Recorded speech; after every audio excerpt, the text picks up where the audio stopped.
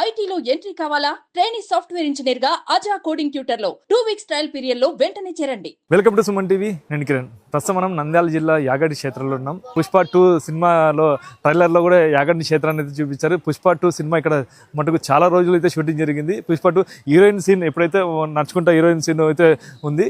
ఈ పుష్ప 2 సినిమా రిలీజ్లో యాగంటి క్షేత్రం మొత్తం ఇక్కడ షూటింగ్ అయితే జరిగింది. యాగంటి క్షేత్రాన్ని అయితే చూపించాల్సి వచ్చింది. ఇప్పుడు ప్రస్తుతం మనం ఈ యాగంటి క్షేత్రంలోనే ఉన్నాం. కార్తీక మాసం కావడంతో యాగంటి క్షేత్రానికి అయితే భక్తులు తండపదండాలుగైతే వస్తున్నారు.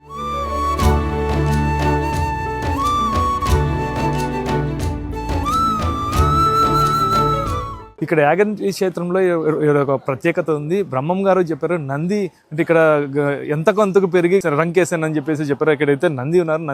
నందీశ్వరుడు ప్రతి 20 సంవత్సరాలకి ఒక అంగుళం అయితే ఇక్కడ పెరుగుతారు. ఇప్పుడు అదే నందీశ్వరుడు దగ్గరికి వెళ్ళి ఒకసారి మనం చూద్దాం. ఇక్కడ యాగంటిలోని ప్రత్యేకత ఏంది, యాగంటి క్షేత్రం యొక్క విశిష్టత ఏంది మనం తెలుసుకునే ప్రయత్నం చేద్దాం.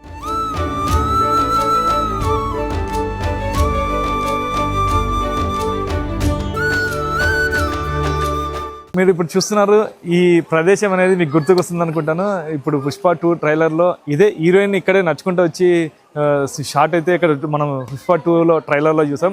ఇది ఓన్లీ ట్రైలర్లోనే మనం ఈ షార్ట్ చూసాం. అయితే సినిమాలకు వెళ్తే యాగంటి క్షేత్రంలో అనేక షూట్లు అయితే ఇక్కడ జరిగాయి. పుష్ప 2 సీన్లు అయితే ప్రస్తుతం ఇప్పుడు యాగంటి క్షేత్రం దగ్గర నంది దగ్గర ఉన్నాం. నంది అయితే ఇక్కడ చూస్తున్నాం మనం.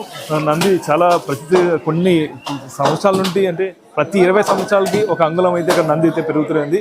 బ్రహ్మం గారు కూడా చెప్పారు, ఈ నంది అంతకంతకు పెరిగి రంకేశారని చెప్పి చెప్తున్నారు. ఇప్పుడు ప్రస్తుతం మనం యాగంటి క్షేత్రంలో నంది దగ్గర, ఇక్కడ నంది దగ్గర కార్తీక మాసంలో ప్రత్యేక పూజలు అయితే చేస్తున్నారు. ఇప్పుడు ప్రస్తుతం మనతో పాటు పూజారి ఉన్నారు. ఈ నంది విశిష్టత ఏమి, నంది ఒక ఇదే మొత్తం కనుక్కుందాం. స్వామి, నంది అంతకంతకు పెరుగుతారు ఈ క్షేత్రంలో ఇలా స్వామి? యాగంటి ఉమామహేశ్వర స్వామి క్షేత్రంలో శివపార్వతులు ఇద్దరు కూడా సతీ సమేతంగా స్వయంభూగా వెలుస్తారండి. ఇక్కడ శివపార్వతులు స్వయంభూగా వెలిసినందుకు గాను నందీశ్వరుడు కూడా స్వయంభూగా కావాలని కోరడంతో ఒక పెద్ద పర్వతం పైకి చేతి స్వామి అమ్మవారు ఆశీర్వదిస్తే ఆ యొక్క పెద్ద పర్వతం కూడా చిన్న బసవయ్యగా మారిపోయారండి. అప్పటి నుంచి కూడా దినదిన ప్రవర్ధమానంగా పెరుగుతూ వస్తూ ఉన్నట్లుగా చెప్తారండి.